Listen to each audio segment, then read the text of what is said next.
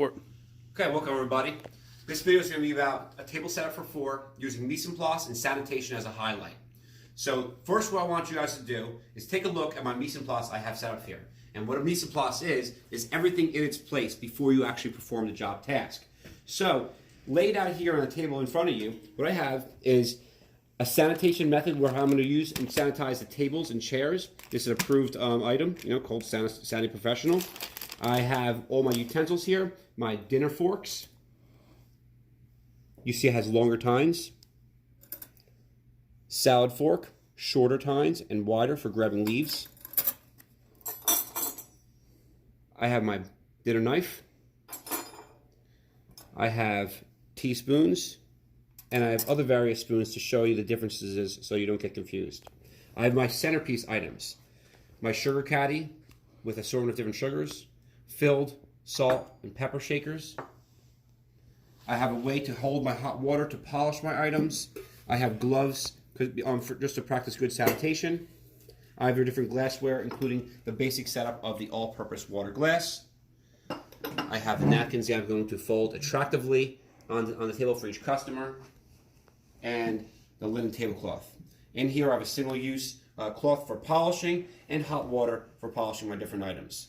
So first things first, let's get started with the table and chairs that we're actually setting up. I'm going to grab myself one of these sanitation wipes, and I'm going to go to my table where I'm going to set up. And it's not just about grabbing your table and grabbing your chairs, it's also making sure it's secured, it's symmetrical to the room, and there's enough room to walk around so that you and also the customers can walk around safely and be comfortable. So check the table, make sure it's sturdy to the ground. I'm gonna give it a little shake. I'm gonna then pull the chairs out and center them, and make sure that you're gonna push them in just far enough so that if water was gonna fall over the edge, it won't catch the chair. And I'll move them back just a little bit and center them over so each chair is then symmetrical on each other. Now I'm going to then start my sanitation process, which will be sanitizing from edge to edge of the table, along with other surface areas that are commonly touched and used from the customer areas, seats and tops and backs of the chairs.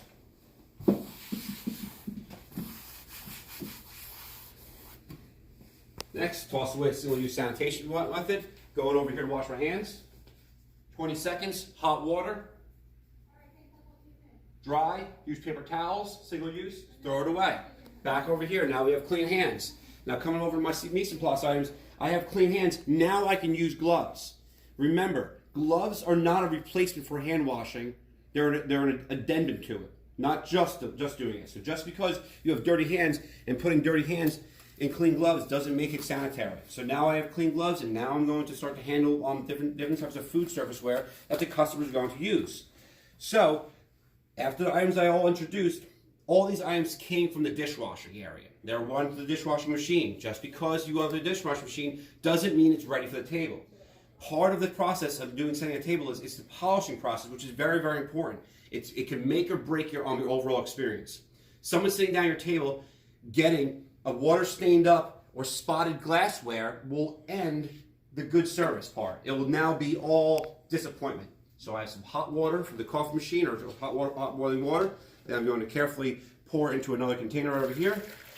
And this is about 200-degree water. Okay, I'm filling it about 2/3 of the way up.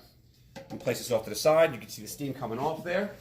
I'm going to use my single-use napkin, and I'm going to go through all the different items on there, and I'm going to place them down on a clean service tray and tray jack. To use these, you can carry your service tray on the side and one on the other end. Place it down your area, most appropriate for your work area. Open it up and place your service tray down in the tray jack so it's securely in there, and it gives you somewhere to work. So what I'm going to do is I'm going to take my mise en place items I'm polishing and place them over here for the placement. So I'm going to start my dinner knives, place them in there. I'm always going to handle all my serviceware by its handle, not where someone's mouth is going to go or has been. I'm going to polish, holding from the handle, pulling out, pulling back, repeating the process, pulling down across the tines, pulling back. All 4 items, making sure that each one have all the spots all off there. The hot water will dissolve and soften all those different minerals and lime and calcium that's naturally found in our city water. So what happens is after it's air dries, from the dishwasher, it leaves those spotty areas, which is really unappealing for a lot of customers. It doesn't mean that it's dirty. It means that the server usually is lazy and it doesn't do the proper process of the polishing of each different item. So as you see, I'm always going to be handling everything by its handle. The knives, again, they're denser, they're heavier. The faster you work, the better, because the longer it sits in hot water, obviously it conducts a lot of heat, and conducting heat will get it really, really hot. So if you work a little faster, it'll actually help you out in the end, so you can get the stains off without burning your hands. Last item here, what we're going to be doing for the first process is teaspoons. So be really careful it doesn't fall into there. We'll do one by one. Pull them out. 1, 2, and the last 2 over here. And then I'm going to move on to doing my glassware. Now the glassware you want to do a little fast also, because you're using the single-use cloth again, and you're going to be polishing. We're going to be doing our basic setup with our all-purpose glassware. You let it sit over the heat. You let the steam fill the glassware up. It's now going to soften up all those dissolved minerals. You're going to stuff your single-use glass, your cloth in there, twist it around to the bottom, and place it down on your service tray. You're going to repeat that process on all 4 different glassware. Push it in there, let the steam build up, polish the top, polish the bottom, any surface areas where the customers are going to see. You don't want them to have a bad beginning experience before you bring any food or drink out. So you want to make sure that all of your items are glistening and gleaming. Push it in there, polish it all around. Okay. Now, we've already sanitized our salt, peppers, and sugar caddies. We sanitized our table and chairs. We have enough items over here to start our mise en place setup for a basic setup. So we're going to start that up right now. And what we're going to do is we're going to go back over here to our table, and we're going to double check our sturdiness. And what I want to do is I want to lay down my linen, and I also want to establish a center. So the linen we're using is a 62 by 62. You can always see by the tags on the inside. And you can also always tell that the linen is an inside and an outside to it, just like your shirt or pants. So you got to make sure that the inseams are folded in towards the underneath of the table. Coming over to your table, open up your linen. Linen comes folded up different ways depending on your linen company. The one thing you want to be remember of is do not let the tablecloth touch the ground. You want to use the natural folds that the linen company leaves for you to make sure you establish a center, and you just pull and center off your tablecloth to make sure that it's centered right. You go to your corners, you check your drop. The drop on one side needs to be even on the drop on the other side, and so it all looks symmetrical. So I'm going to move over just a little bit. I'm going to step back for a second. I'm going to look. I'm going to see which way it has to come down. It's got to come down a couple inches this way to make sure it's nice and centered. Looks good. Now it's all nice and runned off. We're going to now establish a center. You got a salt and pepper shaker. Which way the kitchen is which way you're going to put the salt and pepper. You always point the salt towards the kitchen, and historically it's like basically paying homage to the chef. It's something we always do, and it's good practice to continue to do that because it establishes consistency. Sugar caddy can go on either side, but whatever way you do it on this table, do it for the entire table for the dining room. I'm just going to put it towards me. Now that the centerpiece is now established, now we made a center of the table, we're going to start doing our settings now. So giving myself a little bit more space, I'm going to pull back my tray jack and tray, and I'm going to start with the salad fork first. And what you do, and why we made the chairs center like this, is because you use the chairs as almost like markers for where you put the settings. So outside left leg projection of where the table is where you're going to place your fork 1 inch or 1 knuckle from the edge of the table. And you're going to continue that process. And you're going to continue all the way around. You're going to work yourself around clockwise around that table, 1 inch or 1 knuckle. And that's going to be your border. You can use a ruler or you can use your knuckle, because hopefully your knuckle is going to be consistent throughout the entire room, so it's going to be all exactly consistent like that. Next item, the dinner fork, because that's next in line to be used. You're going to then place it down next to, but not overlapping, keeping that same exact 1 inch, 1 knuckle border. To the salad fork, placing down the dinner fork on the inside, working in towards the customer. The rules are you work from the outside in as a diner, And the same thing as a server, you start setting from the outside in. Now my forks are placed for the service now. So now this service basically telling you that I'm going to be having a salad. I'm also going to be having dinner using a fork. Next item to be placed down is our dinner knives. Dinner knives have blades on two sides. A flat side and a blade side. You want the blade to be pointing in towards the customer. So right side leg, project a line onto the table, place it down 1 inch or 1 knuckle from the base, and that's where your knife is going to go. Repeat that process, 1 inch, 1 knuckle. And using that right leg. Blade is going to get pointing in towards the customer. The reason why we do that, historically they say, is because it shows a sign of less aggression if you're not pointing a blade towards your diner sitting next to you. It should be pointing in towards yourself. Also, if you think about picking this up, it's already in position so you can cut items. Last item, our teaspoons. Teaspoons can be used for coffee, they can be used for dessert, they can use for dining. So it always goes fork, knife, spoon. So to the right of the dinner knife, using that same exact border, 1 inch, 1 knuckle, from the edge, we're going to place down our spoons all around the room. Now this setting is now preset that someone can have coffee, they can have salad, they can have their entrees, and everything is already processed and placed. Next thing that I think about is drinking. So we're going to replace them with a piece of glassware. If I'm serving today, I'm going straight up. If I'm serving tomorrow, I'm going upside down just to catch all the nasties, make sure it's all polished nicely for the next day. But we're going to say we're serving today. So for a general purpose serving, general purpose, like a normal kind of setup, we're just going to do all purpose on water glass, that's it. We're going to use the tip of the knife, goes the water glass, and then work your way around. Again, tip of the water glass, and then last item, tip of the water glass. And finally, we're going to check for symmetrical and symmetry in the table, meaning that if you stand behind one setting, position number 1, the fork should point directly at the knife, and the knife should point directly at the fork from the opposite side. And that's something called squaring off your table and checking for symmetry.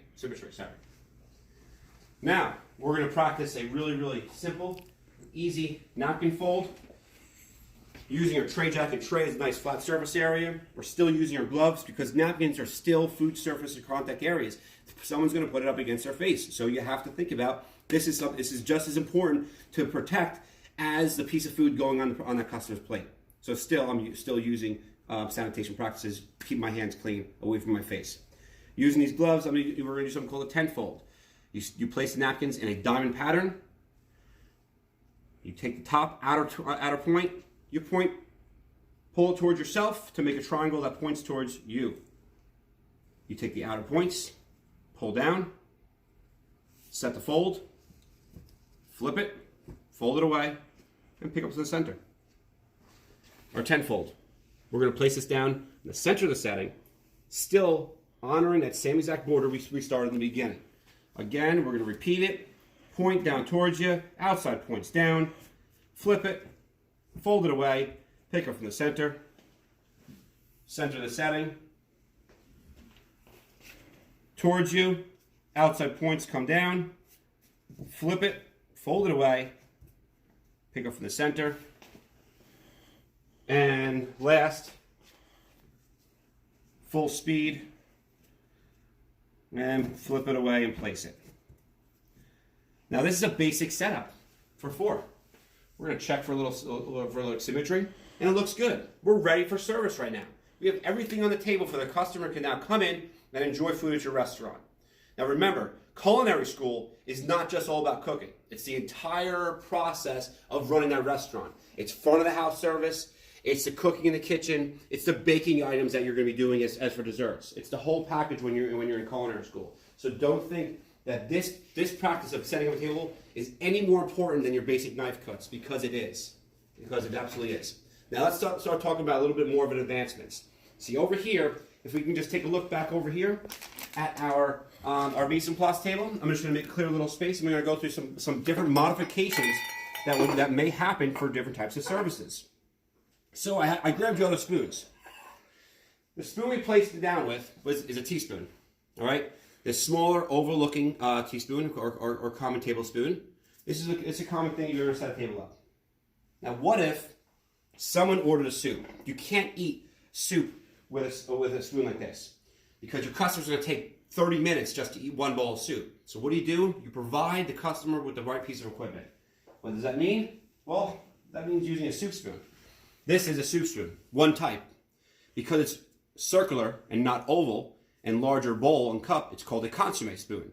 If you had a larger oval with a deeper cup, that's called a potage spoon. Two different types of soup spoons. So what would you do to get that to the table? You would use an STP plate, an abbreviation of silverware transport plate.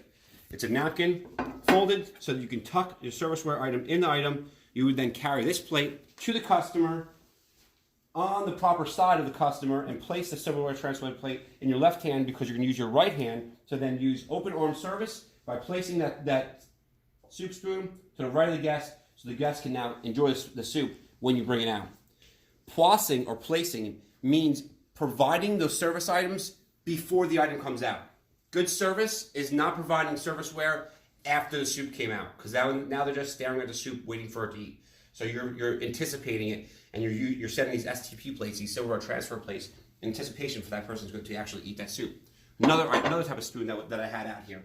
This is called a demi-tasse spoon. At the end of service, if they maybe ordered some coffee or maybe a cappuccino, you're going to then use, again, the silverware transport plate to travel go from the kitchen to the customer, and usually at dessert, items go on top of the guest, and then you're going to then provide the person with that cappuccino or espresso at the end, and that would be a little bit of a variation. So those are different variations on spoon add-ons. Another add-on, maybe your service is also going to provide butter or bread at the service. If you know what's going to happen, to provide a B&B plate is something that you want to think about and already place down. Usually B&B plates go on either left, upper, or lower. It kind of depends on where you are, how much room you actually have on the service area. See, this one I'm going to start to use my upper left for my B&B plate. You can go with a little smaller one and just have to make a little bit of adjustments sometimes to place down your B&B plate. And a lot of times what you'd also do is you're going to provide the customer also with a butter knife to go along with this also. And then if maybe you're serving some type of bread to go along with the service. Now, those are just a little add-ons you can put on for bread. Now let's try a little bit, another variation. A lot of times you will have service already predetermined with what type of drinks that you're providing. Maybe like wine. Maybe there's different wine service. So these are different types of wine glasses. At this restaurant, we use our globe style for a red and a taller, skinnier for our white. What that means and how you do this now is you're going to have to change up of the positioning of where these different items are going to go. And they go into order of service. It goes lower right first, top right. The top left is always going to be the water. So I'm going to move my water glass up. If I'm going to be serving a red wine, it would go next to the all-purpose. And if I'm going a white wine, I'm going to the lower right of the red. I'm going to move up and place down my whites.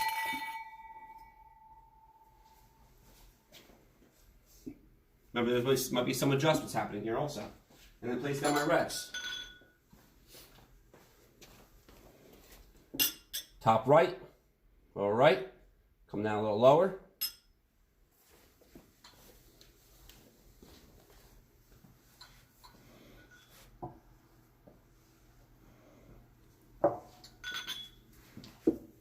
Make a little bit of adjustments, but staying in that right side of each of the guests. Because the reason why we're following that pattern of that right side of the guest is a very simple answer. The majority of the world is right-handed. So we drink with our right hands. We pick up our fork with our left, and we cut with our right. All these table settings are designed for a right-hand standard world. That's kind of like how it always goes. If you're going to be serving coffee also, you might be placing the coffee mugs there on the lower right also. It can go that far if you really had to, if you had that many services already coming into play. Another item that I want to show for a little bit more of a formal setting that we're kind of accomplishing here is a charger. A charger is basically a plate placed down as a placeholder for your napkin or for your first course that gets lifted out before the main course comes. It's usually a larger style plate, whether it be actually to eat on or not. It's kind of like this. This is a larger 12-inch plate. You would then place your napkin directly on the charger. And then for service, basically what happens is this charger stays down. And this came from a European style of service that you always should have some sort of offering in front of your guest. Whether it be nothing as a plate, as simple as a plate, or something as elaborate as your course. And what you would do is a customer would come into the restaurant, they'd sit down, place your napkins off, put on their lap. Now you have an open area so that then the customer would then sit down and then wait and enjoy their first course directly on the charger. When the first course is done, the charger and the first course gets lifted together, and then the entree course comes out. So you always have something that you're offering to the actual guest. You're never sitting there with just a blank space over there. So as a review, this is a table setup for 4. I went from a basic setup with just the dinner knife, salad fork, spoon, and water glass, and modified it up to different wine glasses, coffee mugs, B&B plates. I did a napkin fold with you guys and showed you the use of a charger. Thank you very much. As a reminder, sanitation is not an option, and to always think about mise en place when doing any sort of culinary production.